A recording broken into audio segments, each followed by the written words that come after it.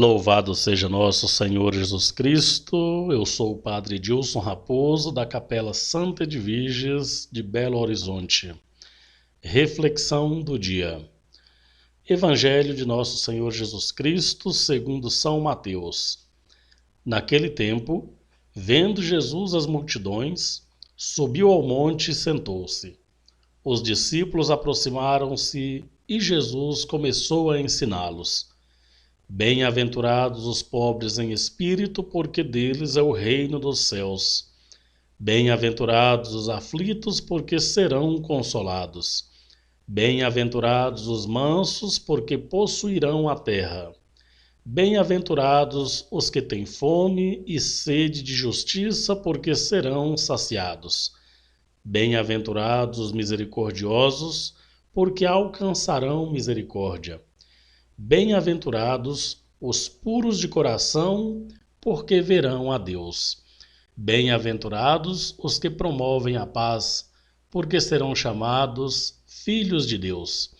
Bem-aventurados os que são perseguidos por causa da justiça, porque deles é o reino dos céus.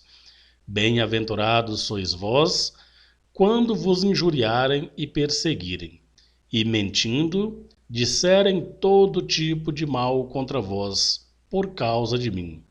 Alegrai-vos e exultai, porque será grande a vossa recompensa nos céus. Belíssima passagem das bem-aventuranças. E o evangelho de hoje inicia já apontando, que é um momento muito especial de Jesus com seus discípulos, porque Jesus, afastando-se da multidão, leva os seus discípulos para o monte, para a montanha, e ali coloca diante dos seus discípulos esta mensagem tão forte e tão verdadeira, que certamente auxilia naquela configuração do seu trabalho, auxilia na missão que já se desenvolvia e fica para nós como registro através das letras do evangelista São Mateus. É uma forma de chamar os seus discípulos, chamar os seus apóstolos para o centro da missão.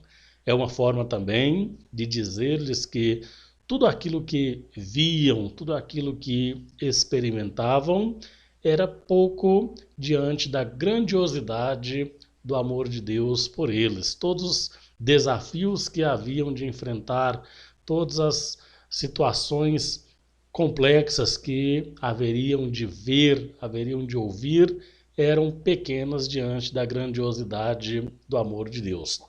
E ao chegar para nós esta mensagem, este ensinamento, nós podemos comparar com a própria vida de Cristo. Ou seja, quando Jesus Cristo coloca aí estas 9 bem-aventuranças, são 9 formas de exemplificar o amor de Deus pelos seus filhos e filhas, nós comparamos com a sua própria vida, porque ele mesmo se reveste de todas essas bem-aventuranças. Ele é, por excelência, o bem-aventurado de Deus, é aquele que experimentou em sua carne, experimentou em sua existência todos esses conflitos, todas essas dificuldades. Foi quem confiou plenamente em Deus, se entregou confiadamente e plenamente nas mãos do Pai e sempre colocou a missão recebida do Pai como principal meta a ser cumprida. E por isso mesmo ele foi o primeiro agraciado com a ressurreição, ou seja, o vencer a morte, o superar a cruz é, de certa maneira, o retrato de que aos bem-aventurados, àqueles que confiam plenamente em Deus, aqueles que se revestem das palavras de Cristo, se revestem do seu exemplo, confiam na sua mensagem, também serão agraciados com este amor que Deus, desde de sempre, se manifestou aos seus filhos e filhas. As bem-aventuranças, elas São 9 as bem-aventuranças e nós podemos dividi-las em 3 grupos.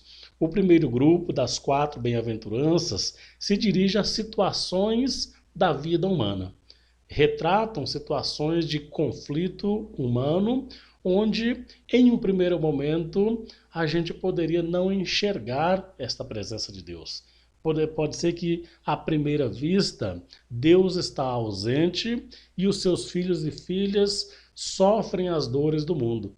São aqueles que, os pobres de espírito, os mansos, os que choram e os que têm fome e sede de justiça, aqueles que enfrentam conflitos diversos ao longo do seu dia a dia, ao longo da sua vida, e que são chamados a se apresentarem diante de Deus como quem confia, como quem está aberto a esse amor e sabe que, apesar do peso do mundo, apesar das dificuldades que se apresentam no cotidiano da vida, no vivenciar cotidianamente, Deus está presente. Deus está presente e, embora sejamos mansos, embora choremos, não somos frágeis, não somos fracos. Confiamos em Deus enquanto fazemos a nossa parte. Aceitamos renunciar ao egoísmo, despojamos muitas vezes de comodidades temporárias para estarmos disponíveis para Deus e abertos ao seu amor, abertos à sua vontade. O segundo grupo das bem-aventuranças já propõe um comportamento humano direcionado àquele que já está revestido deste caráter cristão, já está revestido deste Cristo, já tem uma aproximação com este Cristo, já conhece a sua proposta e confia no seu projeto. São atitudes que se esperam dos discípulos de Jesus. São aqueles que são misericordiosos, puros de coração, constroem a paz e que por isto são perseguidos por causa da justiça, a justiça nos moldes apresentada por Cristo, a justiça nos moldes bíblicos. Então são posturas pelas quais nós conseguimos transformar o mundo à nossa volta. Um coração capaz de compadecer-se, um coração honesto e leal, sermos construtores da paz, sejamos capazes de superar a lei do mais forte e estabelecer pontes nas relações humanas. Jesus garante a este grupo dos bem-aventurados, que o mal não poderá vos vencer e que no final o triunfo, a vida plena e o projeto de Deus haverá de se fazer presente em sua vida. Por fim, a última bem-aventurança, é uma exortação aos membros da sua comunidade. E ali Jesus já se dirige diretamente aos discípulos, aos seus primeiros colaboradores, quando ele diz: bem-aventurados sois vós, quando vos injuriarem e perseguirem, e mentindo disserem todo tipo de mal contra vós por causa de mim. Ou seja, os colaboradores da primeira hora de Jesus iriam, já naquele exercício da missão, sofrerem os mesmos desafios que Jesus. Mas Jesus os convida a resistir, os convida a serem fortes diante do sofrimento, diante da adversidade. Então as bem-aventuranças em seu conjunto, elas deixam esta mensagem de esperança e alento e ao mesmo tempo fortalecem para superação dos desafios imediatos. São formas de viver a dinâmica do reino, onde haverá exatamente esta comunhão plena com Deus.